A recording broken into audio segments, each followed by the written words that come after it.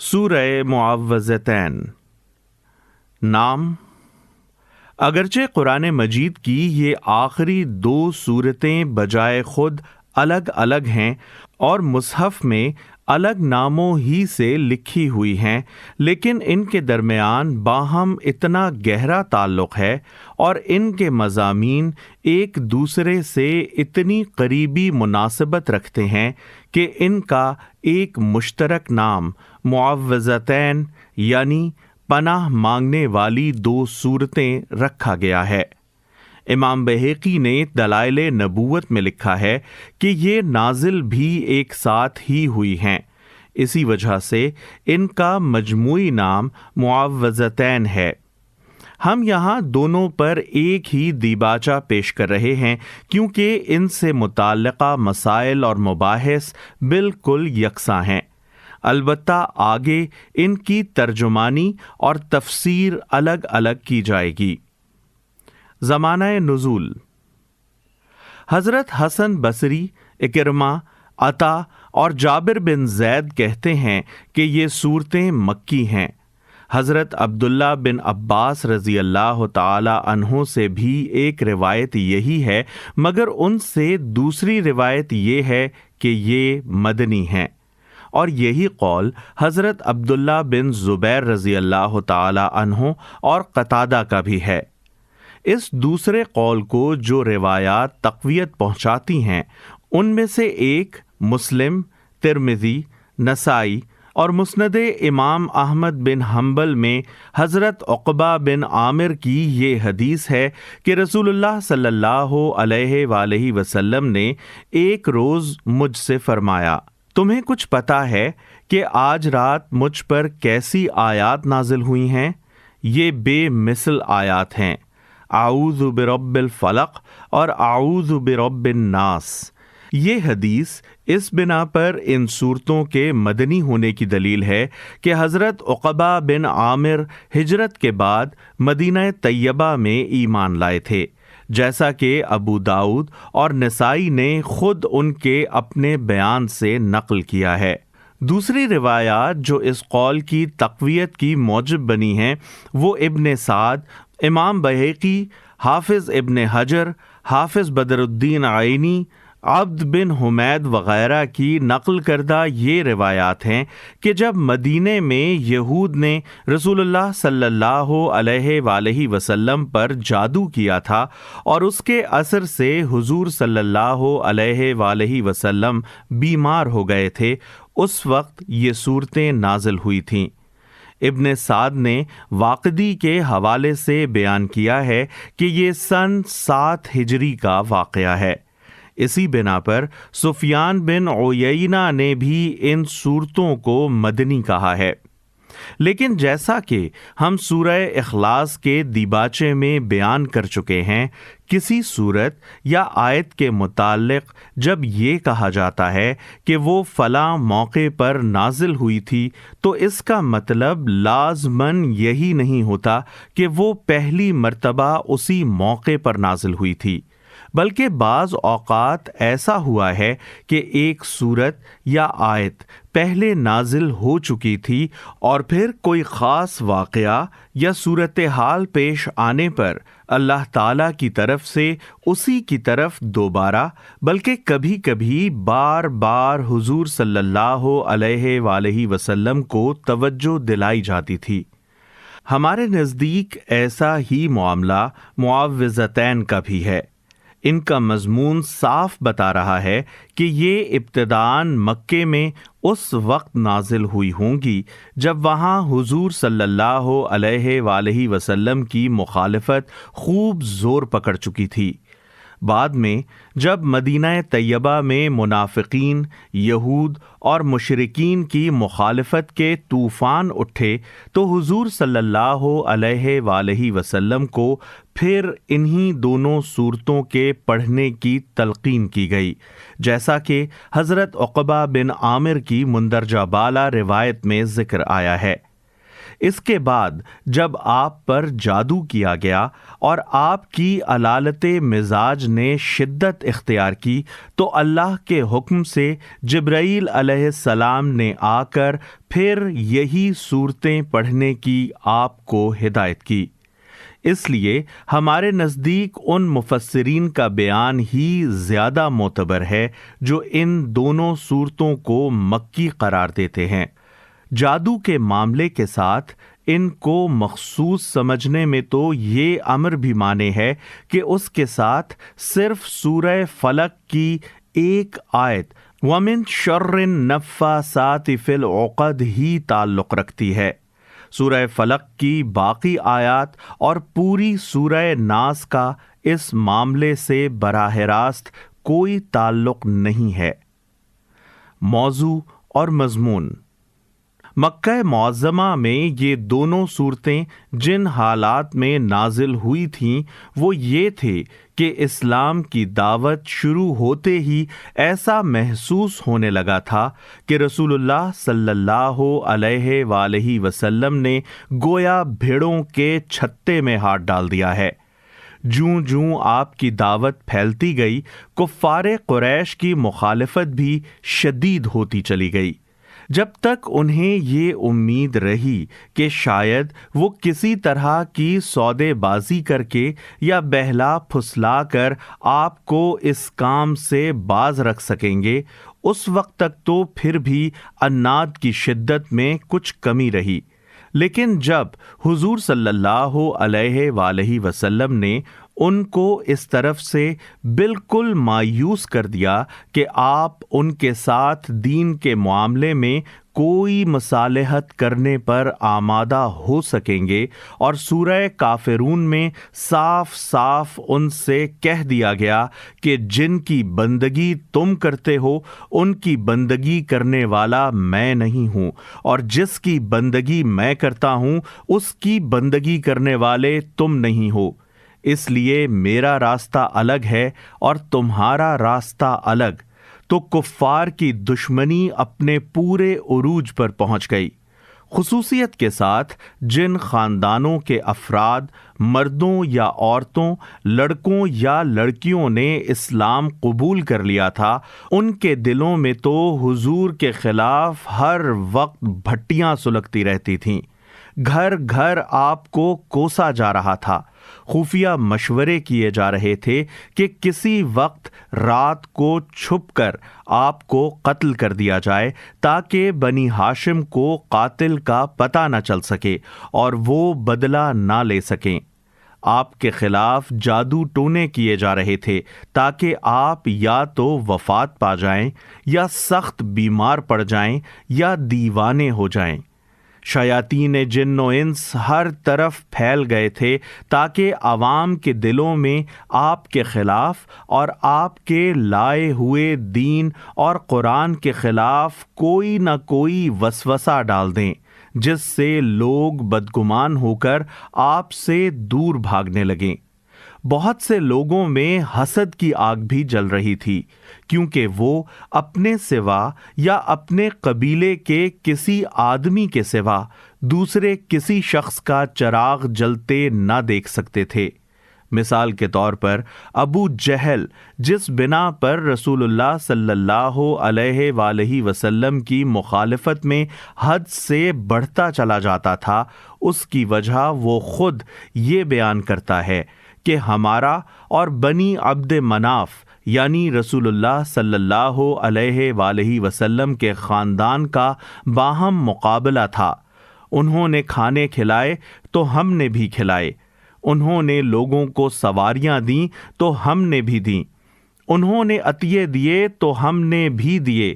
یہاں تک کہ وہ اور ہم جب عزت و شرف میں برابر کی ٹکر کے ہو گئے تو اب وہ کہتے ہیں کہ ہم میں ایک نبی ہے جس پر آسمان سے وحی اترتی ہے۔ بھلا اس میدان میں ہم کیسے ان کا مقابلہ کر سکتے ہیں؟ خدا کی قسم ہم ہرگز اس کو نہ مانیں گے اور نہ اس کی تصدیق کریں گے۔ ابن ہشام جلد اول صفحہ 337 اور 338۔ ان حالات میں رسول اللہ صلی اللہ علیہ وآلہ وسلم سے فرمایا گیا کہ ان لوگوں سے کہہ دو کہ میں پناہ مانگتا ہوں طلوع صبح کے رب کی، تمام مخلوقات کے شر سے، رات کے اندھیرے اور جادوگروں اور جادوگرنیوں کے شر سے اور حاسدوں کے شر سے، اور ان سے کہہ دو کہ میں پناہ مانگتا ہوں انسانوں کے رب، انسانوں کے بادشاہ اور انسانوں کے معبود کی ہر اس وسوسہ انداز کے شر سے جو بار بار پلٹ کر آتا ہے اور لوگوں کے دلوں میں وسوسے ڈالتا ہے، خواہ وہ شیاطین جن میں سے ہو یا شیاطین انس میں سے۔ یہ اسی طرح کی بات ہے جیسی حضرت موسیٰ نے اس وقت فرمائی تھی جب فرعون نے بھرے دربار میں ان کے قتل کا ارادہ ظاہر کیا تھا، میں نے اپنے اور تمہارے رب کی پناہ لے لی ہے، ہر اس متکبر کے مقابلے میں جو روز حساب پر ایمان نہیں رکھتا۔ سورہ مومن آیت 27۔ اور میں نے اپنے اور تمہارے رب کی پناہ لے لی ہے اس بات سے کہ تم مجھ پر حملہ آور ہو۔ سورہ دخان آیت 20۔ دونوں مواقعوں پر اللہ کے ان جلیل القدر پیغمبروں کا مقابلہ بڑی بے سر و سامانی کی حالت میں بڑے سر و سامان اور وسائل و ذرائع اور قوت و شوکت رکھنے والوں سے تھا۔ دونوں مواقعوں پر وہ طاقتور دشمنوں کے آگے اپنی دعوت حق پر ڈٹ گئے، حالانکہ ان کے پاس کوئی مادی طاقت ایسی نہ تھی جس کے بل پر وہ ان کا مقابلہ کر سکتے، اور دونوں مواقعوں پر انہوں نے دشمنوں کی دھمکیوں اور خطرناک تدبیروں اور معاندانہ چالوں کو یہ کہہ کر نظر انداز کر دیا کہ تمہارے مقابلے میں ہم نے رب کائنات کی پناہ لے لی ہے۔ ظاہر ہے کہ یہ اولو العزمی اور ثابت قدمی وہی شخص دکھا سکتا ہے جس کو یہ یقین ہو کہ اس رب کی طاقت سب سے بڑی طاقت ہے، اس کے مقابلے میں دنیا کی ساری طاقتیں ہیچ ہیں، اور اس کی پناہ جسے حاصل ہو اس کا کوئی کچھ نہیں بگاڑ سکتا۔ وہی یہ کہہ سکتا ہے کہ میں کلمہ حق کے اعلان سے ہرگز نہیں ہٹوں گا، تم جو چاہو کر لو، مجھے اس کی کوئی پرواہ نہیں، کیونکہ میں تمہارے اور اپنے اور ساری کائنات کے رب کی پناہ لے چکا ہوں۔ معوذتین کی قرآنیت۔ ان دونوں صورتوں کے موضوع اور مضمون کو سمجھنے کے لیے تو اتنی بحث ہی کافی ہے جو اوپر کی جا چکی ہے، لیکن چونکہ حدیث و تفسیر کی کتابوں میں ان کے متعلق 3 ایسے مباحث آ گئے ہیں جو دلوں میں شبہات پیدا کر سکتے ہیں، اس لیے ہم ان کو بھی صاف کر دینا ضروری سمجھتے ہیں۔ ان میں سے اولین قابل توجہ مسئلہ یہ ہے کہ آیا ان دونوں صورتوں کا قرآنی صورتیں ہونا قطعی طور پر ثابت ہے یا اس میں کسی شک کی گنجائش ہے؟ یہ سوال اس لیے پیدا ہوا کہ حضرت عبداللہ بن مسعود رضی اللہ تعالی عنہ جیسے عظیم المرتبہ صحابی سے متعدد روایات میں یہ بات منقول ہوئی ہے کہ وہ ان دونوں صورتوں کو قرآن کی صورتیں نہیں مانتے تھے، اور اپنے مصحف سے انہوں نے ان کو ساقط کر دیا تھا۔ امام احمد، بزار، طبرانی، ابن مردویہ، ابو یعلا، عبداللہ بن احمد بن حنبل، حمیدی، ابو نعیم، ابن حبان وغیرہ اور دوسرے محدثین نے مختلف سندوں سے اور اکثر و بیشتر صحیح سندوں سے یہ بات حضرت ابن مسعود سے نقل کی ہے۔ ان روایات میں نہ صرف یہ کہا گیا ہے کہ وہ ان صورتوں کو مصحف سے ساقط کر دیتے تھے، بلکہ یہ بھی کہا گیا ہے کہ وہ کہتے تھے قرآن کے ساتھ وہ چیزیں نہ ملاؤ جو قرآن کا جز نہیں ہیں، یہ دونوں قرآن میں شامل نہیں ہیں۔ یہ تو ایک حکم تھا جو نبی صلی اللہ علیہ وآلہ وسلم کو دیا گیا تھا کہ آپ ان الفاظ میں خدا کی پناہ مانگیں۔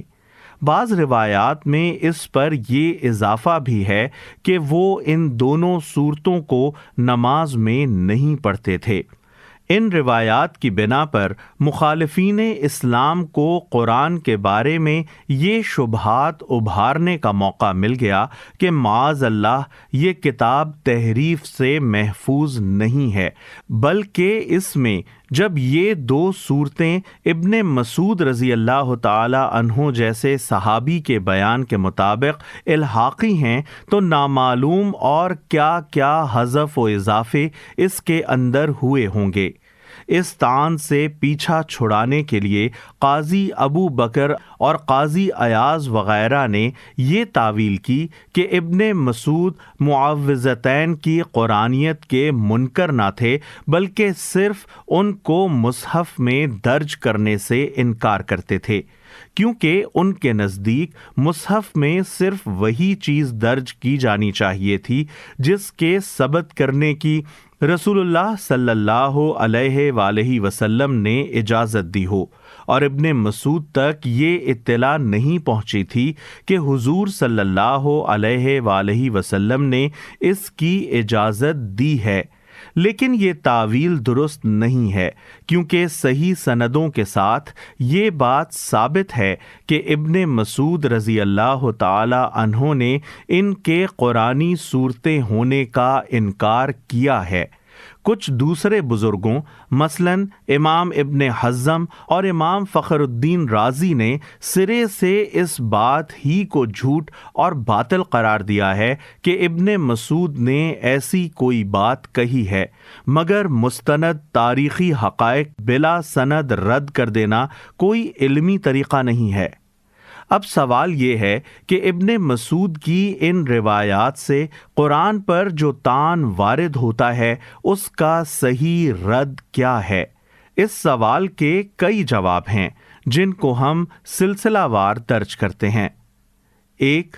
حافظ بزار نے اپنی مسند میں ابن مسعود کی یہ روایت نقل کرنے کے بعد لکھا ہے کہ اپنی اس رائے میں وہ بالکل منفرد ہیں، صحابہ میں سے کسی نے بھی ان کے اس قول کی تائید نہیں کی ہے۔ دو، تمام صحابہ کے اتفاق سے خلیفہ ثالث سیدنا عثمان رضی اللہ تعالی عنہ نے قرآن مجید کے جو نسخے مرتب کروائے تھے اور خلافت اسلامیہ کی طرف سے جن کو دنیائے اسلام کے مراکز میں سرکاری طور پر بھیجا تھا، ان میں یہ دونوں صورتیں درج تھیں۔ تین، رسول اللہ صلی اللہ علیہ وآلہ وسلم کے عہد مبارک سے آج تک تمام دنیائے اسلام کا جس مصحف پر اجماع ہے اس میں یہ دونوں صورتیں درج ہیں۔ تنہا عبداللہ بن مسعود رضی اللہ تعالی عنہ کی رائے ان کی جلالت قدر کے باوجود اس عظیم اجماع کے مقابلے میں کوئی وزن نہیں رکھتی۔ چار، رسول اللہ صلی اللہ علیہ وآلہ وسلم سے نہایت صحیح اور معتبر احادیث کے مطابق یہ ثابت ہے کہ آپ نے ان صورتوں کو نماز میں خود پڑھا ہے، دوسروں کو پڑھنے کی ہدایت فرمائی ہے، اور قرآن کی صورتوں کی حیثیت ہی سے لوگوں کو ان کی تعلیم دی ہے۔ مثال کے طور پر ذیل کی احادیث ملاحظہ ہوں۔ مسلم، احمد، ترمذی اور نسائی کے حوالے سے حضرت عقبہ بن عامر رضی اللہ تعالی عنہ کی یہ روایت ہم اوپر نقل کر چکے ہیں کہ حضور صلی اللہ علیہ وآلہ وسلم نے قل اعوذ برب الفلق اور قل اعوذ برب الناس کے متعلق ان سے یہ فرمایا کہ آج رات یہ آیات مجھ پر نازل ہوئی ہیں۔ نسائی کی ایک روایت عقبہ بن عامر سے یہ ہے کہ رسول اللہ صلی اللہ علیہ وآلہ وسلم نے یہ دونوں صورتیں صبح کی نماز میں پڑھیں۔ ابن حبان نے انہی حضرت عقبہ سے روایت کی ہے کہ حضور صلی اللہ علیہ وآلہ وسلم نے ان سے فرمایا، اگر ممکن ہو تو تمہاری نمازوں سے ان دونوں صورتوں کی قرات چھوٹنے نہ پائے۔ سعید بن منصور نے حضرت معاذ بن جبل رضی اللہ تعالی عنہ سے روایت نقل کی ہے کہ حضور صلی اللہ علیہ وآلہ وسلم نے صبح کی نماز میں یہ دونوں صورتیں پڑھیں۔ امام احمد اپنی مسند میں صحیح سند کے ساتھ ایک اور صحابی کی یہ روایت لائے ہیں کہ حضور نے ان سے فرمایا، جب تم نماز پڑھو تو اس میں یہ دونوں صورتیں پڑھا کرو۔ مسند احمد، ابو داؤد اور نسائی میں عقبہ بن عامر کی یہ روایت آئی ہے کہ حضور صلی اللہ علیہ وآلہ وسلم نے ان سے فرمایا، کیا میں دو ایسی صورتیں تمہیں نہ سکھاؤں جو ان بہترین صورتوں میں سے ہیں جنہیں لوگ پڑھتے ہیں؟ انہوں نے عرض کیا، ضرور یا رسول اللہ۔ اس پر حضور صلی اللہ علیہ وآلہ وسلم نے ان کو یہی معوذتین پڑھائیں۔ پھر نماز کھڑی ہوئی تو حضور صلی اللہ علیہ وآلہ وسلم نے یہی دو صورتیں اس میں بھی پڑھیں، اور نماز کے بعد پلٹ کر جب آپ صلی اللہ علیہ وآلہ وسلم ان کے پاس سے گزرے تو فرمایا، اے عقبہ، کیسا پایا تم نے؟ اور اس کے بعد ان کو ہدایت فرمائی کہ جب تم سونے لگو اور جب سو کر اٹھو تو ان صورتوں کو پڑھا کرو۔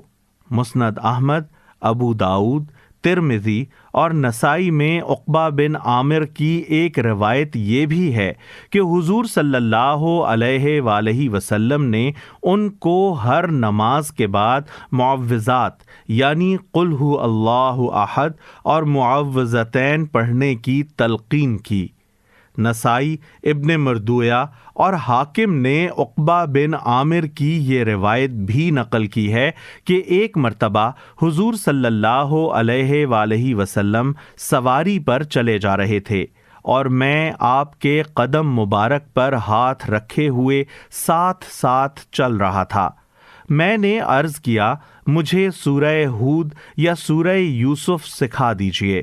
فرمایا، اللہ کے نزدیک بندے کے لیے قل اعوذ برب الفلق سے زیادہ نافع کوئی چیز نہیں ہے۔ عبداللہ بن عابس الجہینی کی روایت نسائی، بہیقی، لغوی اور ابن سعد نے نقل کی ہے کہ حضور صلی اللہ علیہ وآلہ وسلم نے مجھ سے فرمایا، ابن عابس، کیا میں تمہیں نہ بتاؤں کہ پناہ مانگنے والوں نے جتنی چیزوں کے ذریعے سے اللہ کی پناہ مانگی ہے ان میں سب سے افضل کون سی چیزیں ہیں؟ میں نے عرض کیا، ضرور یا رسول اللہ صلی اللہ علیہ وآلہ وسلم۔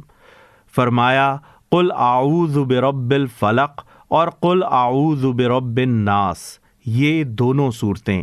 ابن مردویہ نے حضرت ام سلمہ کی روایت نقل کی ہے کہ اللہ کو جو صورتیں سب سے زیادہ پسند ہیں وہ قل اعوذ برب الفلق اور قل اعوذ برب الناس ہیں۔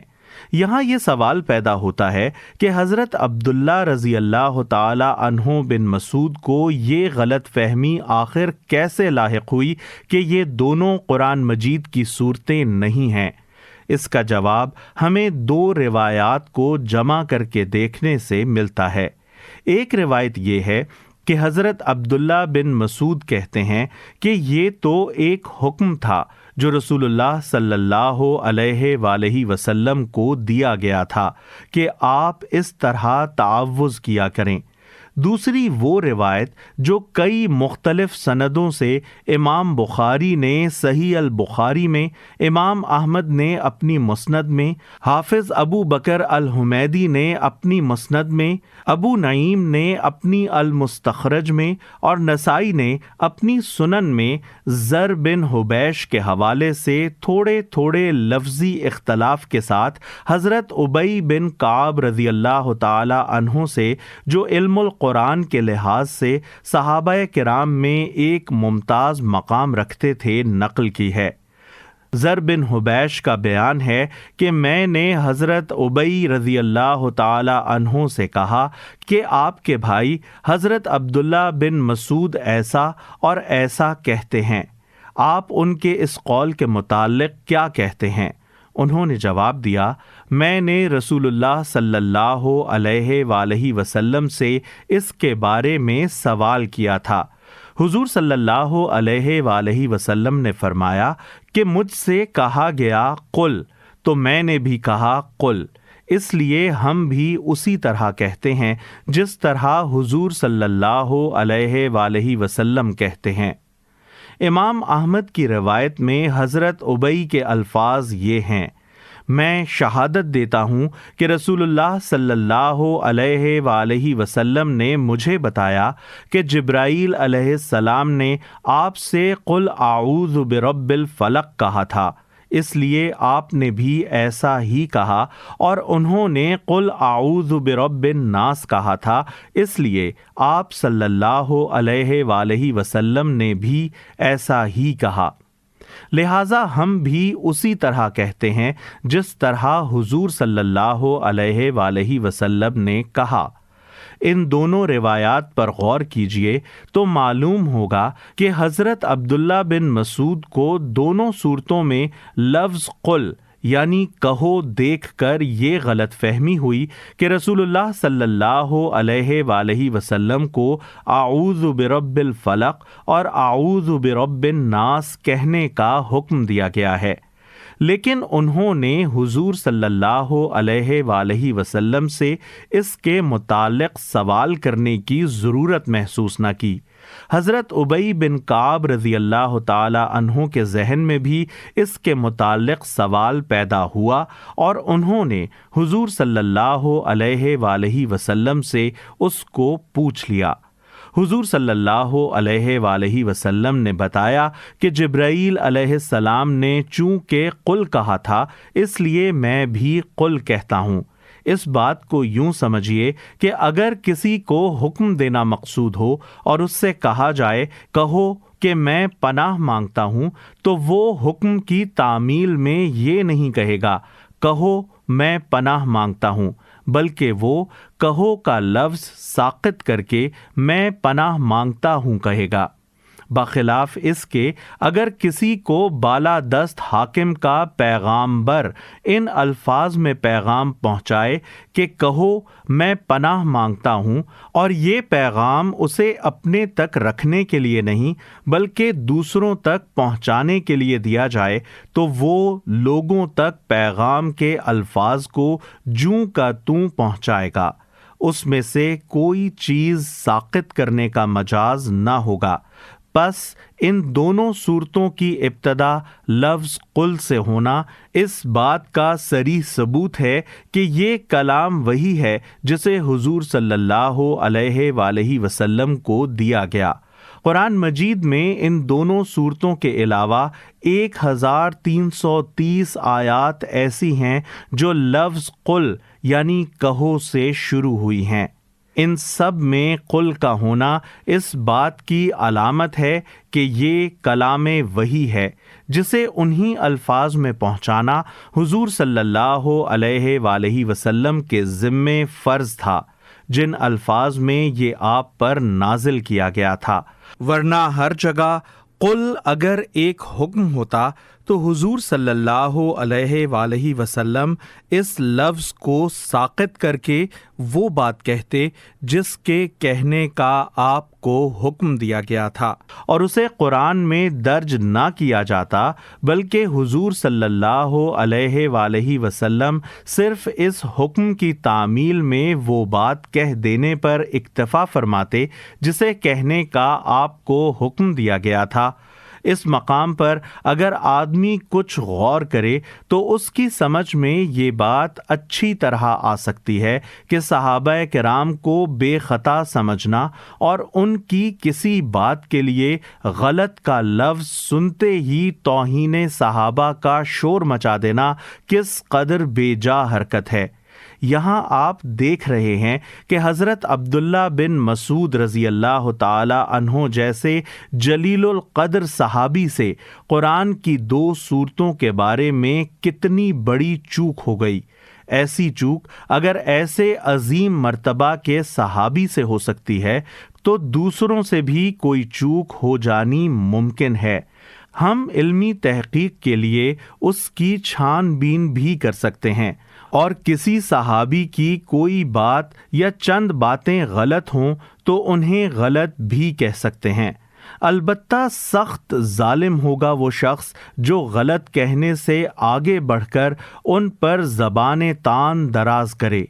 انہی معوذتین کے بارے میں مفسرین و محدثین نے ابن مسعود رضی اللہ تعالی عنہ کی رائے کو غلط کہا ہے، مگر کسی نے یہ کہنے کی جرت نہیں کی کہ قرآن کی 2 سورتوں کا انکار کر کے معاذ اللہ وہ کافر ہو گئے تھے۔ حضور صلی اللہ علیہ وآلہ وسلم پر جادو کا اثر۔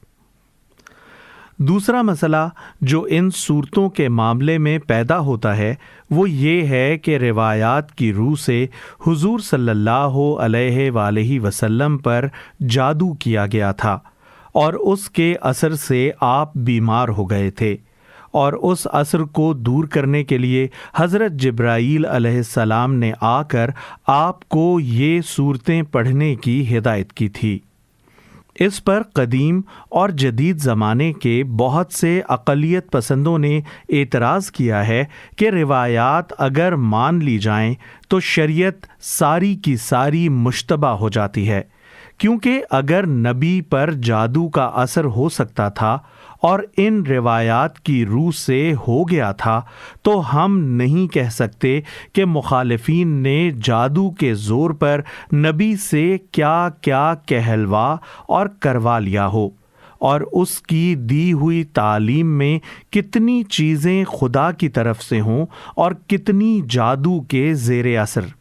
یہی نہیں بلکہ وہ کہتے ہیں کہ اس بات کو سچ مان لینے کے بعد تو یہ بھی نہیں کہا جا سکتا کہ جادو ہی کے ذریعے سے نبی کو نبوت کے دعوے پر اکسایا گیا ہو اور نبی نے غلط فہمی میں مبتلا ہو کر یہ سمجھ لیا ہو کہ اس کے پاس فرشتہ آیا ہے۔ ان کا استدلال یہ بھی ہے کہ یہ احادیث قرآن مجید سے متصادم ہیں۔ قرآن میں تو کفار کا یہ الزام بیان کیا گیا ہے کہ نبی ایک مسحور یعنی سحر زدہ آدمی ہے۔ یقول الظالمون ان تتبعون الا رجلا مسحورا، بنی اسرائیل آیت 47۔ مگر یہ احادیث کفار کے الزام کی تصدیق کرتی ہیں کہ واقعی نبی پر سحر کا اثر ہوا تھا۔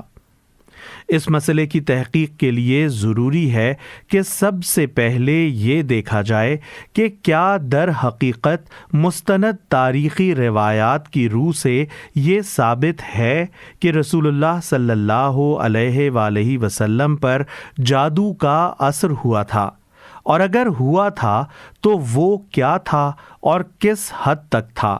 اس کے بعد یہ دیکھا جائے کہ جو کچھ تاریخ سے ثابت ہے اس پر وہ اعتراضات وارد بھی ہوتے ہیں یا نہیں جو کیے گئے ہیں۔ قرون اولیٰ کے مسلمان علماء کی یہ انتہائی راست بازی تھی کہ انہوں نے اپنے خیالات اور مضمومات کے مطابق تاریخ کو مسخ کرنے یا حقائق پر پردہ ڈالنے کی کوئی کوشش نہیں کی، بلکہ جو کچھ تاریخی طور پر ثابت تھا اسے جوں کا توں بعد کی نسلوں تک پہنچا دیا، اور اس بات کی کوئی پرواہ نہیں کی کہ ان حقائق سے اگر کوئی الٹے نتائج نکالنے پر اتر آئے تو ان کا فراہم کردہ یہ مواد کس طرح اس کے کام آ سکتا ہے۔ اب اگر ایک بات نہایت مستند اور کثیر تاریخی ذرائع سے ثابت ہو تو کسی دیانتدار صاحب علم کے لیے نہ تو یہ درست ہے کہ وہ اس بنا پر تاریخ کا انکار کر دے کہ اس کو مان لینے سے اس کے نزدیک فلاں فلاں قباحتیں رونما ہوتی ہیں، اور نہ یہی درست ہے کہ جتنی بات تاریخ سے ثابت ہے اس کو قیاسات کے گھوڑے دوڑا کر اس اصلی حد سے پھیلانے اور بڑھانے کی کوشش کی جائے۔ اس کے بجائے اس کا کام یہ ہے کہ تاریخ کو تاریخ کی حیثیت سے مان لے اور پھر دیکھے کہ اس سے فی الواقع کیا ثابت ہوتا ہے اور کیا نہیں ہوتا۔ جہاں تک تاریخی حیثیت کا تعلق ہے، نبی صلی اللہ علیہ وآلہ وسلم پر جادو کا اثر ہونے کا واقعہ قطعی طور پر ثابت ہے، اور علمی تنقید سے اس کو اگر غلط ثابت کیا جا سکتا ہو تو پھر دنیا کا کوئی تاریخی واقعہ بھی صحیح ثابت نہیں کیا جا سکتا۔ اسے حضرت عائشہ، حضرت زید بن ارقم اور حضرت عبداللہ بن عباس سے بخاری، مسلم، نسائی، ابن ماجہ، امام احمد، عبد الرزاق، حمیدی، بہیقی، طبرانی، ابن سعد، ابن مردویہ، ابن ابی شیبہ، حاکم، عبد بن حمید وغیرہ اور دوسرے محدثین نے اتنی مختلف اور کثیر التعداد سندوں سے نقل کیا ہے کہ اس کا نفس مضمون تواتر کی حد تک پہنچا ہوا ہے۔ اگرچہ ایک ایک روایت بجائے خود خبر واحد ہے، اس کی تفصیلات جو روایات میں آئی ہیں انہیں ہم مجموعی طور پر تمام روایات سے مرتب کر کے ایک مربوط واقعے کی صورت میں یہاں پیش کرتے ہیں۔ صلح حدیبیہ کے بعد جب نبی صلی اللہ علیہ وآلہ وسلم مدینہ واپس تشریف لائے تو محرم سن 7 ہجری میں خیبر سے یہودیوں کا ایک وفد مدینہ آیا اور ایک مشہور جادوگر لبید بن عاصم سے ملا جو انصار کے قبیلہ بنی زریق سے تعلق رکھتا تھا۔ حاشیہ: بعض راویوں نے اسے یہودی کہا ہے اور بعض نے منافق اور یہود کا حلیف، لیکن اس پر سب متفق ہیں کہ وہ بنی زریق میں سے تھا، اور یہ سب کو معلوم ہے کہ بنی زریق یہودیوں کا کوئی قبیلہ نہ تھا بلکہ خزرج میں سے انصار کا ایک قبیلہ تھا۔ اس لیے یا تو وہ ان لوگوں میں سے تھا جو اہل عرب میں سے یہودی ہو گئے تھے، یا یہود کا حلیف ہونے کی بنا پر بعض لوگوں نے اسے بھی یہودی شمار کر لیا۔ تاہم اس کے لیے منافق کا لفظ استعمال ہونے سے یہ معلوم ہوتا ہے کہ بظاہر وہ مسلمان بنا ہوا تھا۔ ان لوگوں نے اس سے کہا کہ محمد نے ہمارے ساتھ جو کچھ کیا ہے وہ تمہیں معلوم ہے، ہم نے اس پر بہت جادو کرنے کی کوشش کی مگر کوئی کامیابی نہیں ہوئی۔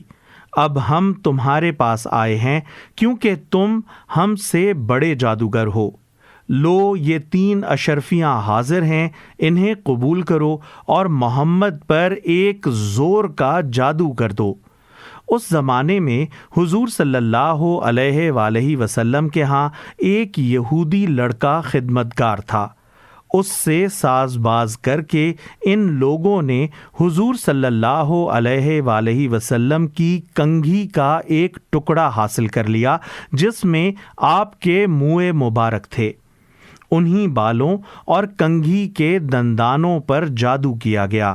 بعض روایات میں یہ ہے کہ لبید بن عاصم نے خود جادو کیا تھا، اور بعض میں یہ ہے کہ اس کی بہنیں اس سے زیادہ جادوگرنیاں تھیں،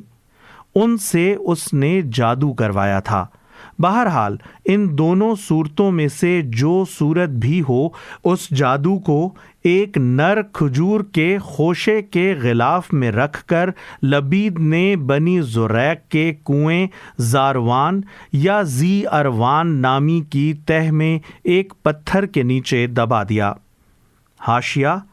ابتدا میں کھجور کا خوشہ ایک غلاف کے اندر ہوتا ہے اور نر کھجور کے غلاف کا رنگ انسان کے رنگ سے ملتا جلتا ہوتا ہے اور اس کی بو انسان کے مادہ منویہ جیسی ہوتی ہے۔ اس جادو کا اثر نبی صلی اللہ علیہ وآلہ وسلم پر ہوتے ہوتے پورا 1 سال لگا۔ دوسری ششماہی میں کچھ تغیر مزاج محسوس ہونا شروع ہوا۔ آخری 40 دن سخت اور آخری 3 دن سخت ترین تھے، مگر اس کا زیادہ سے زیادہ جو اثر حضور صلی اللہ علیہ وآلہ وسلم پر ہوا وہ بس یہ تھا کہ آپ گھلتے چلے جا رہے تھے۔ کسی کام کے متعلق خیال فرماتے کہ وہ کر لیا ہے مگر نہیں کیا ہوتا تھا۔ اپنی ازواج کے متعلق خیال فرماتے کہ آپ ان کے پاس گئے ہیں مگر نہیں گئے ہوتے تھے، اور بعض اوقات آپ کو اپنی نظر پر بھی شبہ ہوتا تھا کہ کسی چیز کو دیکھا ہے مگر نہیں دیکھا ہوتا تھا۔ یہ تمام اثرات آپ کی ذات تک محدود رہے، حتیٰ کہ دوسرے لوگوں کو یہ معلوم تک نہ ہو سکا کہ آپ پر کیا گزر رہی ہے۔ رہی آپ کے نبی ہونے کی حیثیت تو اس میں آپ کے فرائض کے اندر کوئی خلل واقع نہ ہونے پایا۔ کسی روایت میں یہ نہیں ہے کہ اس زمانے میں آپ قرآن کی کوئی آیت بھول گئے ہوں یا کوئی آیت آپ نے غلط پڑھ ڈالی ہو، یا اپنی صحبتوں میں اور اپنے وعظوں اور خطبوں میں آپ کی تعلیمات کے اندر کوئی فرق واقع ہو گیا ہو، یا کوئی ایسا کام آپ نے وحی کی حیثیت سے پیش کر دیا ہو جو فی الواقع آپ پر نازل نہ ہوا ہو، یا نماز آپ سے چھوٹ گئی ہو اور اس کے متعلق بھی کبھی آپ نے سمجھ لیا ہو کہ پڑھ لی ہے مگر نہ پڑھی ہو۔ ایسی کوئی بات معاذ اللہ پیش آ جاتی تو دھوم مچ جاتی اور پورا ملک عرب اس سے واقف ہو جاتا کہ جس نبی کو کوئی طاقت چت نہ کر سکی تھی اسے ایک جادوگر کے جادو نے چت کر دیا۔ لیکن آپ کی حیثیت نبوت اس سے بالکل غیر متاثر رہی اور صرف اپنی ذاتی زندگی میں آپ اپنی جگہ اسے محسوس کر کے پریشان ہوتے رہے۔ آخر کار ایک روز آپ حضرت عائشہ کے ہاں تھے کہ آپ نے بار بار اللہ تعالیٰ سے دعا مانگی۔ اسی حالت میں نیند آ گئی یا غنودگی طاری ہوئی اور پھر بیدار ہو کر آپ نے حضرت عائشہ رضی اللہ تعالی عنہا سے کہا کہ میں نے جو بات اپنے رب سے پوچھی تھی وہ اس نے مجھے بتا دی ہے۔ حضرت عائشہ نے عرض کیا وہ کیا بات ہے؟ آپ نے فرمایا 2 آدمی یعنی فرشتے 2 آدمیوں کی صورت میں میرے پاس آئے، ایک سرہانے کی طرف تھا اور دوسرا پائنتی کی طرف۔ ایک نے پوچھا انہیں کیا ہوا؟ دوسرے نے جواب دیا ان پر جادو ہوا ہے۔ اس نے پوچھا کس نے کیا ہے؟ جواب دیا لبید بن عاصم نے۔ پوچھا کس چیز میں کیا ہے؟ جواب دیا کنگھی اور بالوں میں ایک نر کھجور کے خوشے کے غلاف کے اندر۔ پوچھا وہ کہاں ہے؟ جواب دیا بنی زریق کے کنویں ذی اروان یا زروان کی تہ کے پتھر کے نیچے ہے۔ پوچھا اب اس کے لیے کیا کیا جائے؟ جواب دیا کہ کنویں کا پانی سونت دیا جائے اور پھر پتھر کے نیچے سے اس کو نکالا جائے۔ اس کے بعد نبی صلی اللہ علیہ وآلہ وسلم نے حضرت علی، حضرت عمار بن یاسر اور حضرت زبیر کو بھیجا۔ ان کے ساتھ جبیر بن ایاس الزرقی اور قیس بن محسن الزرقی یعنی بنی زریق کے یہ 2 اصحاب بھی شامل ہو گئے۔ بعد میں حضور صلی اللہ علیہ وآلہ وسلم خود بھی چند اصحاب کے ساتھ وہاں پہنچ گئے۔ پانی نکالا گیا اور وہ غلاف برآمد کر لیا گیا۔ اس میں کنگھی اور بالوں کے ساتھ ایک تانت کے اندر 11 گرہیں پڑی ہوئی تھیں اور موم کا ایک پتلا تھا جس میں سوئیاں چبھوئی ہوئی تھیں۔ جبرائیل علیہ السلام نے آ کر بتایا کہ آپ معوذتین پڑھیں، چنانچہ آپ ایک ایک آیت پڑھتے جاتے اور اس کے ساتھ ایک ایک گرہ کھولی جاتی اور پتلے میں سے ایک ایک سوئی نکالی جاتی رہی۔ خاتمے تک پہنچتے ہی ساری گرہیں کھل گئیں، ساری سوئیاں نکل گئیں اور آپ صلی اللہ علیہ وآلہ وسلم جادو کے اثر سے نکل کر بالکل ایسے ہو گئے جیسے کوئی شخص بندھا ہوا تھا، پھر کھل گیا۔ اس کے بعد آپ نے لبید کو بلا کر باز پرس کی۔ اس نے اپنے قصور کا اعتراف کر لیا اور آپ نے اس کو چھوڑ دیا، کیونکہ اپنی ذات کے لیے آپ نے کبھی کسی سے انتقام نہیں لیا۔ یہی نہیں بلکہ آپ نے اس معاملے کا چرچا کرنے سے بھی یہ کہہ کر انکار کر دیا کہ مجھے اللہ نے شفا دے دی ہے، اب میں نہیں چاہتا کہ کسی کے خلاف لوگوں کو بھڑکاؤں۔ یہ ہے سارا قصہ اس جادو کا۔ اس میں کوئی چیز ایسی نہیں ہے جو آپ کے منصب نبوت میں قادح ہو۔ ذاتی حیثیت میں اگر آپ کو زخمی کیا جا سکتا تھا جیسا کہ جنگ احد میں ہوا، اگر آپ گھوڑے سے گر کر چوٹ کھا سکتے تھے جیسا کہ احادیث سے ثابت ہے، اگر آپ کو بچھو کاٹ سکتا تھا جیسا کہ کچھ اور احادیث میں وارد ہوا ہے، اور ان میں سے کوئی چیز بھی اس تحفظ کے منافی نہیں ہے جس کا نبی ہونے کی حیثیت سے اللہ تعالیٰ نے آپ سے وعدہ کیا تھا، تو آپ اپنی ذاتی حیثیت میں جادو کے اثر سے بیمار بھی ہو سکتے تھے۔ نبی پر جادو کا اثر ہو سکتا ہے، یہ بات تو قرآن مجید سے بھی ثابت ہے۔ سورہ اعراف میں فرعون کے جادوگروں کے متعلق بیان ہوا ہے کہ حضرت موسیٰ کے مقابلے میں جب وہ آئے تو انہوں نے ہزارہا آدمیوں کے اس پورے مجمع کی نگاہوں پر جادو کر دیا جو وہاں دونوں کا مقابلہ دیکھنے کے لیے جمع ہوا تھا۔ اور سورہ طٰہٰ میں ہے کہ جو لاٹھیاں اور رسیاں انہوں نے پھینکی تھیں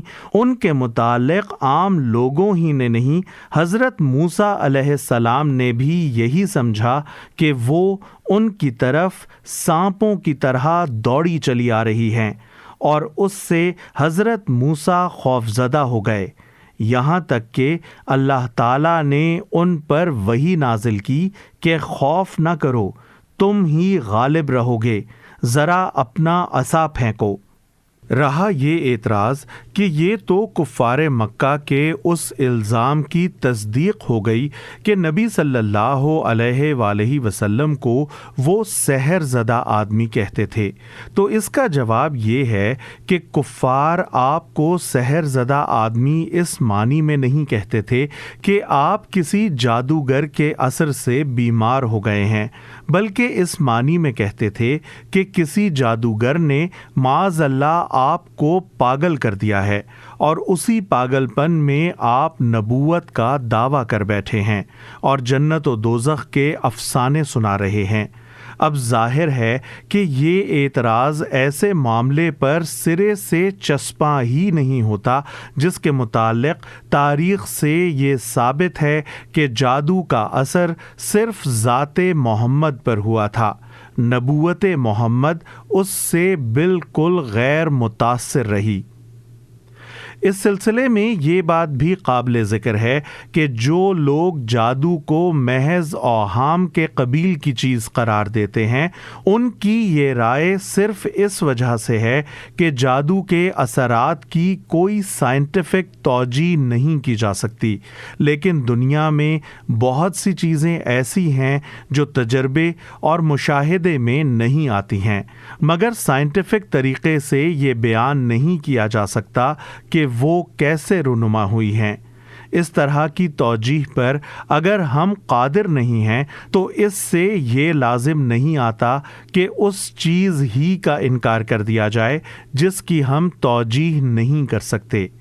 جادو دراصل ایک نفسیاتی اثر ہے جو نفس سے گزر کر جسم کو بھی اسی طرح متاثر کر سکتا ہے جس طرح جسمانی اثرات جسم سے گزر کر نفس کو متاثر کرتے ہیں۔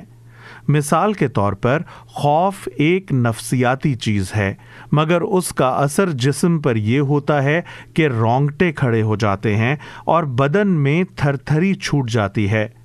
دراصل جادو سے حقیقت تبدیل نہیں ہوتی، مگر انسان کا نفس اور اس کے حواس اس سے متاثر ہو کر یہ محسوس کرنے لگتے ہیں کہ حقیقت تبدیل ہو گئی ہے۔ حضرت موسیٰ علیہ السلام کی طرف جادوگروں نے جو لاٹھیاں اور رسیاں پھینکی تھیں وہ واقعی سانپ نہیں بن گئی تھیں، لیکن ہزاروں کے مجمع کی آنکھوں پر ایسا جادو ہوا کہ سب نے انہیں سانپ ہی محسوس کیا، اور حضرت موسیٰ تک کے حواس جادو کی اس تاثیر سے محفوظ نہ رہ سکے۔ اسی طرح قرآن البقرہ آیت 102 میں بیان کیا گیا ہے کہ بابل میں ہاروت اور ماروت سے لوگ ایسا جادو سیکھتے تھے جو شوہر اور بیوی میں جدائی ڈال دے۔ یہ بھی ایک نفسیاتی اثر تھا، اور ظاہر ہے کہ اگر تجربے سے لوگوں کو اس عمل کی کامیابی معلوم نہ ہوتی تو وہ اس کے خریدار نہ بن سکتے تھے۔ بلا شبہ یہ بات اپنی جگہ بالکل درست ہے کہ بندوق کی گولی اور ہوائی جہاز سے گرنے والے بم کی طرح جادو کا مؤثر ہونا بھی اللہ کے اذن کے بغیر ممکن نہیں ہے، مگر جو چیز ہزارہا سال سے انسان کے تجربے اور مشاہدے میں آ رہی ہو اس کے وجود کو جھٹلا دینا محض ایک ہٹ دھرمی ہے۔ اسلام میں جھاڑ پھونک کی حیثیت۔ تیسرا مسئلہ ان صورتوں کے معاملے میں یہ پیدا ہوتا ہے کہ آیا جھاڑ پھونک کی اسلام میں کوئی گنجائش ہے، اور یہ کہ جھاڑ پھونک بجائے خود مؤثر بھی ہے یا نہیں۔ یہ سوال اس لیے پیدا ہوتا ہے کہ باکثرت صحیح احادیث میں یہ ذکر آیا ہے کہ رسول اللہ صلی اللہ علیہ وآلہ وسلم ہر رات کو سوتے وقت اور خاص طور پر بیماری کی حالت میں معوذتین یا بعض روایات کے مطابق معوذات یعنی قل هو اللہ اور معوذتین 3 مرتبہ پڑھ کر اپنے دونوں ہاتھوں میں پھونکتے اور سر سے لے کر پاؤں تک پورے جسم پر جہاں جہاں تک بھی آپ کے ہاتھ پہنچ سکتے انہیں پھیرتے تھے۔ آخری بیماری میں جب آپ کے لیے خود ایسا کرنا ممکن نہ رہا تو حضرت عائشہ رضی اللہ تعالی عنہا نے یہ صورتیں بطور خود یا حضور صلی اللہ علیہ وآلہ وسلم کے حکم سے پڑھیں، اور آپ کے دست مبارک کی برکت کے خیال سے آپ ہی کے ہاتھ لے کر آپ کے جسم پر پھیرے۔ اس مضمون کی روایات صحیح سندوں کے ساتھ بخاری، مسلم، نسائی، ابن ماجہ، ابو داؤد اور موطا امام مالک میں خود حضرت عائشہ رضی اللہ تعالی عنہا سے مروی ہیں، جن سے بڑھ کر کوئی بھی حضور کی خانگی زندگی سے واقف نہ ہو سکتا تھا۔ اس معاملے میں پہلے مسئلہ شرعی اچھی طرح سمجھ لینا چاہیے۔ احادیث میں حضرت عبداللہ بن عباس کی طویل روایت آئی ہے جس کے آخر میں حضور صلی اللہ علیہ وآلہ وسلم فرماتے ہیں کہ میری امت کے وہ لوگ بلا حساب جنت میں داخل ہوں گے جو نہ داغنے کا علاج کراتے ہیں، نہ جھاڑ پھونک کراتے ہیں، نہ فال لیتے ہیں، بلکہ اپنے رب پر توکل کرتے ہیں۔ مسلم۔ حضرت مغیرہ رضی اللہ تعالی عنہ بن شعبہ کی روایت ہے کہ حضور صلی اللہ علیہ وآلہ وسلم نے فرمایا، جس نے داغنے سے علاج کرایا اور جھاڑ پھونک کرائی وہ اللہ پر توکل سے بے تعلق ہو گیا۔ ترمذی۔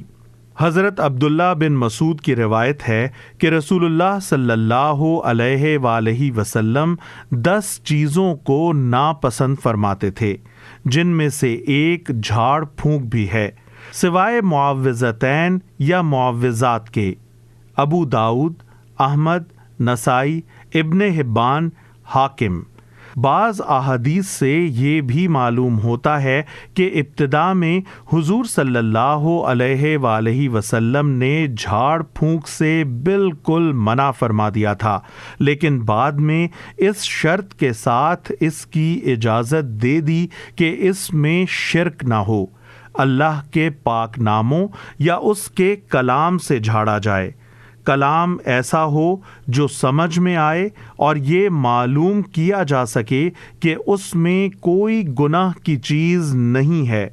اور بھروسہ جھاڑ پھونک پر نہ کیا جائے کہ وہ بجائے خود شفا دینے والی ہے، بلکہ اللہ پر اعتماد کیا جائے کہ وہ چاہے گا تو اسے نافع بنا دے گا۔ یہ مسئلہ شرعی واضح ہو جانے کے بعد اب دیکھیے کہ احادیث اس بارے میں کیا کہتی ہیں۔ طبرانی نے صغیر میں حضرت علی رضی اللہ تعالی عنہ کی روایت نقل کی ہے کہ حضور صلی اللہ علیہ وآلہ وسلم کو ایک دفعہ نماز کی حالت میں بچھو نے کاٹ لیا۔ جب آپ نماز سے فارغ ہوئے تو فرمایا، بچھو پر خدا کی لعنت، یہ نہ کسی نمازی کو چھوڑتا ہے نہ کسی اور کو۔ پھر پانی اور نمک منگوایا اور جہاں بچھو نے کاٹا تھا وہاں آپ نمکین پانی ملتے جاتے تھے اور قل یا ایھا الکافرون، قل ھو اللہ احد، قل اعوذ برب الفلق اور قل اعوذ برب الناس پڑھتے جاتے تھے۔ ابن عباس کی یہ روایت بھی احادیث میں آئی ہے کہ نبی صلی اللہ علیہ وآلہ وسلم حضرت حسن اور حضرت حسین رضوان اللہ علیہم اجمعین پر یہ دعا پڑھتے تھے، میں تم کو اللہ کے بے عیب کلمات کی پناہ میں دیتا ہوں، ہر شیطان اور موذی سے اور ہر نظر بد سے۔ بخاری، مسند احمد، ترمذی اور ابن ماجہ۔ عثمان بن ابی العاص ثقفی کے متعلق مسلم، موطا، طبرانی اور حاکم میں تھوڑے لفظی اختلافات کے ساتھ یہ روایت آئی ہے کہ انہوں نے رسول اللہ صلی اللہ علیہ وآلہ وسلم سے شکایت کی کہ میں جب سے مسلمان ہوا ہوں مجھے ایک درد محسوس ہوتا ہے جو مجھ کو مارے ڈالتا ہے۔ آپ صلی اللہ علیہ وآلہ وسلم نے فرمایا، اپنا سیدھا ہاتھ اس جگہ پر رکھو جہاں درد ہوتا ہے، پھر 3 مرتبہ بسم اللہ کہو اور 7 مرتبہ یہ کہتے ہوئے ہاتھ پھیرو، اعوذ باللہ وقدرتہ من شر ما اجد واحاذر، میں اللہ اور اس کی قدرت کی پناہ مانگتا ہوں اس چیز کے شر سے جس کو میں محسوس کرتا ہوں اور جس کے لاحق ہونے کا مجھے خوف ہے۔ موطا میں اس پر یہ اضافہ ہے کہ عثمان رضی اللہ تعالی عنہ بن ابی العاص نے کہا کہ اس کے بعد میرا وہ درد جاتا رہا اور اسی چیز کی تعلیم میں اپنے گھر والوں کو دیتا ہوں۔ مسند احمد اور طحاوی میں طلق بن علی کی روایت ہے کہ مجھے رسول اللہ صلی اللہ علیہ وآلہ وسلم کی موجودگی میں بچھو نے کاٹ لیا۔ حضور صلی اللہ علیہ وآلہ وسلم نے مجھ پر پڑھ کر پھونکا اور اس جگہ پر ہاتھ پھیرا۔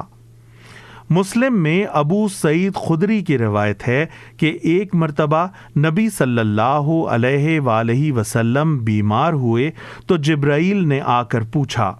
اے محمد کیا آپ بیمار ہو گئے؟ آپ نے فرمایا ہاں۔ انہوں نے کہا، میں اللہ کے نام پر آپ کو جھاڑتا ہوں، ہر اس چیز سے جو آپ کو اذیت دے اور ہر نفس اور حاسد کی نظر کے شر سے۔ اللہ آپ کو شفا دے، میں اس کے نام پر آپ کو جھاڑتا ہوں۔ اسی سے ملتی جلتی روایت مسند احمد میں حضرت عبادہ بن صامت سے منقول ہے کہ حضور صلی اللہ علیہ وآلہ وسلم بیمار تھے۔ میں عیادت کے لیے گیا تو آپ کو سخت تکلیف میں پایا۔ شام کو گیا تو آپ بالکل تندرست تھے۔ میں نے اس قدر جلدی تندرست ہو جانے کی وجہ پوچھی تو فرمایا کہ جبرائیل آئے تھے اور انہوں نے مجھے چند کلمات سے جھاڑا۔ پھر آپ نے قریب قریب اسی طرح کے الفاظ ان کو سنائے جو اوپر والی حدیث میں نقل کیے گئے ہیں۔ حضرت عائشہ سے بھی مسلم اور مسند احمد میں ایسی ہی روایت نقل کی گئی ہے۔ امام احمد نے اپنی مسند میں حضرت حفصہ رضی اللہ تعالی عنہا ام المومنین کی روایت نقل کی ہے کہ ایک روز نبی صلی اللہ علیہ وآلہ وسلم میرے ہاں آئے اور میرے پاس ایک خاتون شفا نامی بیٹھی تھیں۔ حاشیہ: ان خاتون کا اصل نام لیلا تھا، مگر شفا بنت عبداللہ کے نام سے مشہور تھیں۔ ہجرت سے پہلے ایمان لائیں۔ قریش کے خاندان بنی عدی سے ان کا تعلق تھا۔ یہ وہی خاندان ہے جس کے ایک فرد حضرت عمر تھے۔ اس طرح یہ حضرت حفصہ کی رشتہ دار ہوئیں، جو نملہ یعنی ذباب کو جھاڑا کرتی تھیں۔ حضور صلی اللہ علیہ وآلہ وسلم نے فرمایا، حفصہ کو بھی وہ عمل سکھا دو۔ خود شفا بنت عبداللہ کی یہ روایت امام احمد، ابو داؤد اور نسائی میں نقل کی ہے کہ حضور صلی اللہ علیہ وآلہ وسلم نے مجھ سے فرمایا کہ تم نے حفصہ کو جس طرح لکھنا پڑھنا سکھایا ہے، نملہ کا جھاڑنا بھی سکھا دو۔ مسلم میں عوف بن مالک اشجعی کی روایت ہے کہ جاہلیت کے زمانے میں ہم لوگ جھاڑ پھونک کیا کرتے تھے۔ ہم نے رسول اللہ صلی اللہ علیہ وآلہ وسلم سے پوچھا کہ اس معاملے میں حضور کی رائے کیا ہے؟ حضور صلی اللہ علیہ وآلہ وسلم نے فرمایا، جن چیزوں سے تم جھاڑتے تھے وہ میرے سامنے پیش کرو۔ جھاڑنے میں مذائقہ نہیں ہے جب تک اس میں شرک نہ ہو۔ مسلم، مسند احمد اور ابن ماجہ میں حضرت جابر بن عبداللہ کی روایت ہے کہ رسول اللہ صلی اللہ علیہ وآلہ وسلم نے جھاڑ پھونک سے روک دیا تھا۔ پھر حضرت عمرو بن حزم کے خاندان کے لوگ آئے اور کہا کہ ہمارے پاس ایک عمل تھا جس سے ہم بچھو یا سانپ کاٹے کو جھاڑتے تھے، مگر آپ نے اس کام سے منع فرما دیا ہے۔ پھر انہوں نے وہ چیز آپ کو سنائی جو وہ پڑھتے تھے۔ آپ نے فرمایا، اس میں تو کوئی مذائقہ میں نہیں پاتا۔ تم میں سے جو شخص اپنے کسی بھائی کو فائدہ پہنچا سکتا ہے وہ ضرور پہنچائے۔ جابر بن عبداللہ کی دوسری حدیث مسلم میں یہ ہے کہ آل حزم کے پاس سانپ کاٹے کا عمل تھا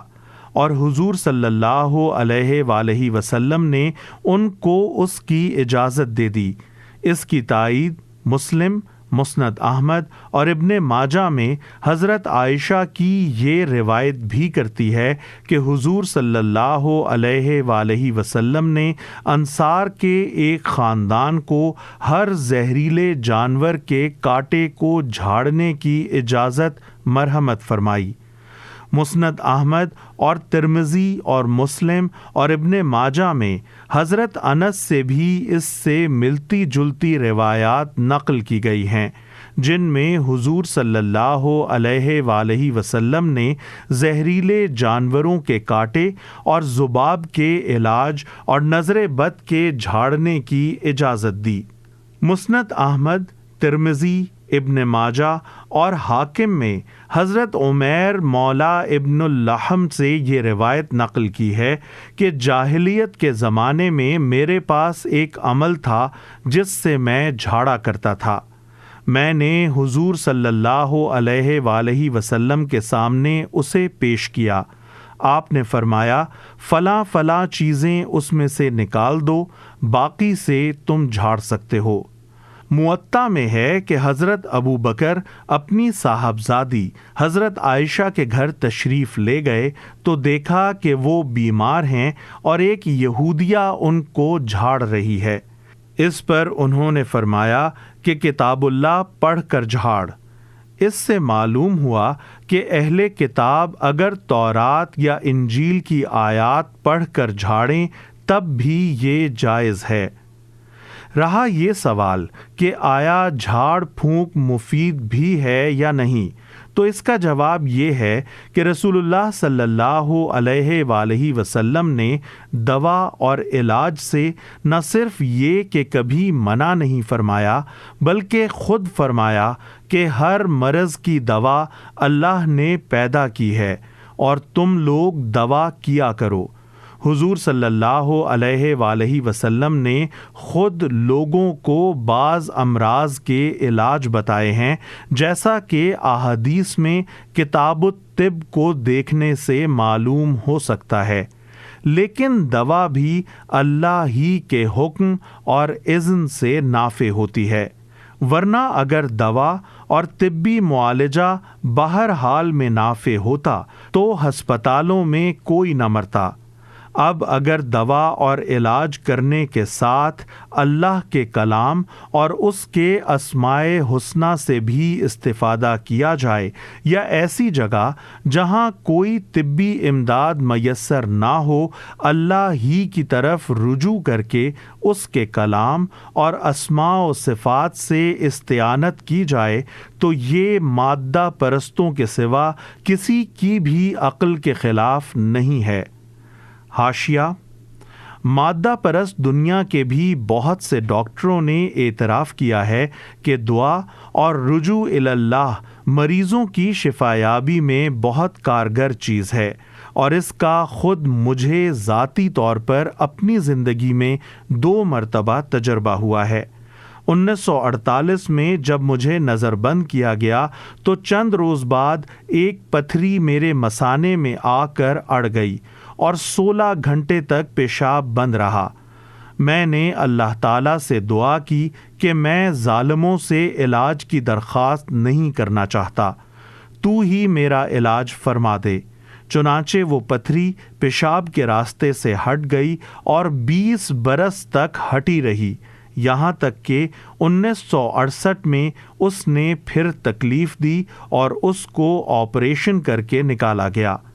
دوسری مرتبہ جب 1953 میں مجھے گرفتار کیا گیا تو میری دونوں پنڈلیاں کئی مہینے سے داد کی سخت تکلیف میں مبتلا تھیں اور کسی علاج سے آرام نہیں آ رہا تھا۔ گرفتاری کے بعد میں نے اللہ تعالیٰ سے پھر وہی دعا کی جو 1948 میں کی تھی، اور کسی علاج اور دوا کے بغیر پنڈلیاں داد سے بالکل صاف ہو گئیں۔ آج تک پھر کبھی وہ بیماری مجھے نہیں ہوئی۔ البتہ یہ صحیح نہیں ہے کہ دوا اور علاج کو جہاں وہ میسر ہو جان بوجھ کر چھوڑ دیا جائے اور صرف جھاڑ پھونک سے کام لینے ہی پر اکتفا کیا جائے، اور کچھ لوگ عملیات اور تعویذوں کے مطب کھول کر بیٹھ جائیں اور اسی کو کمائی کا ذریعہ بنا لیں۔ اس معاملے میں بہت سے لوگ حضرت ابو سعید خدری کی اس روایت سے استدلال کرتے ہیں جو بخاری، مسلم، ترمذی، مسند احمد، ابو داؤد اور ابن ماجہ میں منقول ہوئی ہے، اور اس کی تائید بخاری میں ابن عباس رضی اللہ تعالی عنہ کی بھی ایک روایت کرتی ہے۔ اس میں یہ بیان ہوا ہے کہ حضور صلی اللہ علیہ وآلہ وسلم نے ایک مہم پر اپنے چند اصحاب کو بھیجا جن میں حضرت ابو سعید خدری بھی تھے۔ یہ حضرات راستے میں عرب کے ایک قبیلے کی بستی میں جا کر ٹھہرے اور انہوں نے قبیلے والوں سے کہا کہ ہماری میزبانی کرو۔ انہوں نے انکار کر دیا۔ اتنے میں قبیلے کے سردار کو بچھو نے کاٹ لیا، اور وہ لوگ ان مسافروں کے پاس آئے اور کہا کہ تمہارے پاس کوئی دوا یا عمل ہے جس سے تم ہمارے سردار کا علاج کر دو؟ حضرت ابو سعید نے کہا، ہے تو صحیح، مگر چونکہ تم نے ہماری میزبانی سے انکار کیا ہے، اس لیے جب تک تم کچھ دینا نہ کرو ہم اس کا علاج نہیں کریں گے۔ انہوں نے بکریوں کا ایک ریوڑ، بعض روایات میں ہے 30 بکریاں دینے کا وعدہ کیا، اور حضرت ابو سعید نے جا کر اس پر سورہ فاتحہ پڑھنی شروع کی اور لعاب دہن اس پر ملتے گئے۔ حاشیہ: اکثر روایات میں یہ صراحت نہیں ہے کہ یہ عمل کرنے والے حضرت ابو سعید تھے، بلکہ ان میں یہ صراحت بھی نہیں ہے کہ حضرت ابو سعید خود اس مہم میں شریک تھے، لیکن ترمذی کی روایت میں دونوں باتوں کی صراحت ہے۔ آخر کار بچھو کا اثر زائل ہو گیا اور قبیلے والوں نے جتنی بکریاں دینے کا وعدہ کیا تھا وہ لا کر دے دیں، مگر ان حضرات نے آپس میں کہا، ان بکریوں سے کوئی فائدہ نہ اٹھاؤ جب تک رسول اللہ صلی اللہ علیہ وآلہ وسلم سے پوچھ نہ لیا جائے، نامعلوم اس کام پر اجر لینا جائز ہے یا نہیں۔ چنانچہ یہ لوگ حضور صلی اللہ علیہ وآلہ وسلم کی خدمت میں حاضر ہوئے اور ماجرا عرض کیا۔ حضور نے ہنس کر فرمایا، تمہیں کیسے معلوم ہوا کہ یہ صورت جھاڑنے کے کام بھی آ سکتی ہے؟ بکریاں لے آؤ اور ان میں میرا حصہ بھی لگاؤ۔ لیکن اس حدیث سے تعویذ گنڈے اور جھاڑ پھونک کے مطب چلانے کا جواز نکالنے سے پہلے عرب کے ان حالات کو نگاہ میں رکھنا چاہیے جن میں حضرت ابو سعید خدری نے یہ کام کیا تھا، اور حضور صلی اللہ علیہ وآلہ وسلم نے اسے نہ صرف جائز رکھا تھا بلکہ یہ بھی فرمایا تھا کہ میرا حصہ بھی لگاؤ، تاکہ اس کے جواز اور عدم جواز کے معاملے میں ان اصحاب کے دلوں میں کوئی شبہ باقی نہ رہے۔ عرب کے حالات اس زمانے میں بھی یہ تھے اور آج تک یہ ہیں کہ 50-50، 100-100، 150-150 میل تک آدمی کو ایک بستی سے چل کر دوسری بستی نہیں ملتی۔ بستیاں بھی اس وقت ایسی نہ تھیں جن میں ہوٹل، سرائے یا کھانے کی دکانیں موجود ہوں، اور مسافر کئی روز کی مسافت طے کر کے جب وہاں پہنچے تو سامان خورد و نوش خرید سکے۔ ان حالات میں یہ بات عرب کے معروف اصول اخلاق میں شامل تھی کہ مسافر جب کسی بستی میں پہنچیں تو بستی کے لوگ ان کی میزبانی کریں۔ اس سے انکار کے معنی بسا اوقات مسافروں کے لیے موت کے ہوتے تھے، اور عرب میں اس طرز عمل کو معیوب سمجھا جاتا تھا۔ اس لیے رسول اللہ صلی اللہ علیہ وآلہ وسلم نے اپنے صحابہ کے اس فعل کو جائز رکھا کہ جب قبیلے والوں نے میزبانی سے انکار کر دیا تو ان کے سردار کا علاج کرنے سے انہوں نے بھی انکار کر دیا، اور اس شرط پر اس کا علاج کرنے پر راضی ہوئے کہ وہ ان کو کچھ دینا کریں۔ پھر جب ان میں سے ایک صاحب نے اللہ کے بھروسے پر سورہ فاتحہ اس سردار پر پڑھی اور وہ اس سے اچھا ہو گیا تو طے شدہ اجرت قبیلے والوں نے لا کر دے دی، اور حضور صلی اللہ علیہ وآلہ وسلم نے اس اجرت کے لینے کو حلال و طیب قرار دیا۔ بخاری میں اس واقعے کے متعلق حضرت عبداللہ بن عباس کی جو روایت ہے اس میں حضور صلی اللہ علیہ وآلہ وسلم کے الفاظ یہ ہیں، بجائے اس کے کہ تم کوئی اور عمل کرتے، تمہارے لیے یہ زیادہ برحق بات تھی کہ تم نے اللہ کی کتاب پڑھ کر اس پر اجرت لی۔ یہ آپ نے اس لیے فرمایا کہ دوسرے تمام عملیات سے اللہ کا کلام بڑھ کر ہے۔ علاوہ بری اس طرح عرب کے اس قبیلے پر حق تبلیغ بھی ادا ہو گیا کہ انہیں اس کلام کی برکت معلوم ہو گئی جو اللہ کی طرف سے نبی صلی اللہ علیہ وآلہ وسلم لائے ہیں۔ اس واقعے کو ان لوگوں کے لیے نذیر قرار نہیں دیا جا سکتا جو شہروں اور قصبوں میں بیٹھ کر جھاڑ پھونک کے مطب چلاتے ہیں اور اسی کو انہوں نے وسیلہ معاش بنا رکھا ہے۔ اس کی کوئی نظیر نبی کریم صلی اللہ علیہ وآلہ وسلم یا صحابہ اور تابعین اور ائمہ سلف کے ہاں نہیں ملتی۔ سورہ فاتحہ اور ان صورتوں کی مناسبت۔ آخری چیز جو معوذتین کے بارے میں قابل توجہ ہے وہ قرآن کے آغاز اور اختتام کی مناسبت ہے۔ اگرچہ قرآن مجید ترتیب نزول پر مرتب نہیں کیا گیا ہے، مگر 23 سال کے دوران میں مختلف حالات اور مواقعوں اور ضروریات کے لحاظ سے نازل ہونے والی آیات اور صورتوں کو رسول اللہ صلی اللہ علیہ وآلہ وسلم نے بطور خود نہیں بلکہ ان کے نازل کرنے والے اللہ کے حکم سے اس شکل میں مرتب فرمایا ہے جس میں ہم اب اس کو پاتے ہیں۔ اس ترتیب کے لحاظ سے قرآن کا آغاز سورہ فاتحہ سے ہوتا ہے اور اختتام معوذتین پر۔ اب ذرا دونوں پر ایک نگاہ ڈالیے۔ آغاز میں اللہ رب العالمین رحمان و رحیم اور مالک یوم الدین کی حمد و ثنا کر کے بندہ عرض کرتا ہے کہ آپ ہی کی میں بندگی کرتا ہوں اور آپ ہی سے مدد چاہتا ہوں، اور سب سے بڑی مدد جو مجھے درکار ہے وہ یہ ہے کہ مجھے سیدھا راستہ بتائیے۔ جواب میں اللہ تعالیٰ کی طرف سے سیدھا راستہ دکھانے کے لیے اسے پورا قرآن دیا جاتا ہے،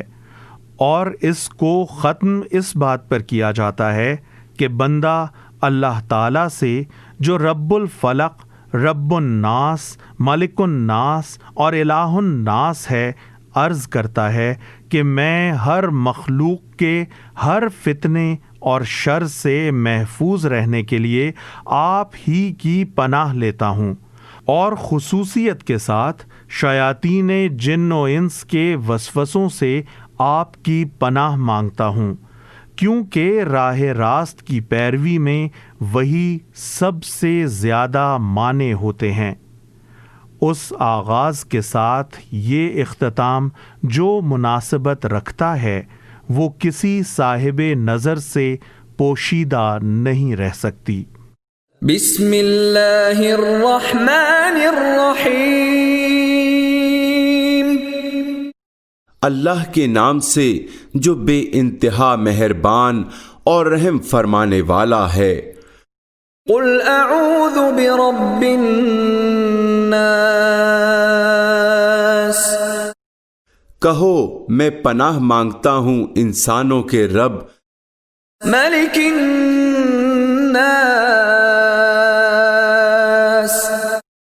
انسانوں کے بادشاہ، الہ الناس،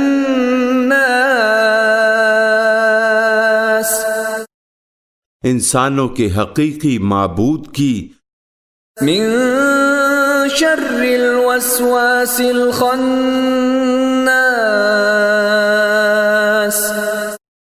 اس وسوسہ ڈالنے والے کے شر سے جو بار بار پلٹ کر آتا ہے۔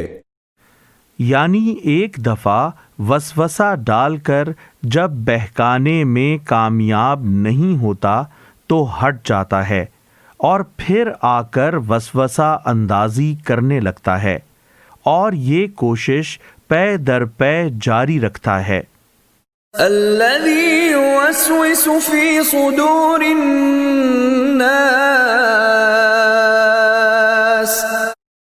جو لوگوں کے دلوں میں وسوسے ڈالتا ہے، من الجنۃ والناس، خواہ وہ جنوں میں سے ہو یا انسانوں میں سے۔ یعنی یہ وسوسہ ڈالنے والا خواہ انسانوں میں سے ہو یا جنوں یعنی شیاطین میں سے، دونوں کے شر سے میں پناہ مانگتا ہوں۔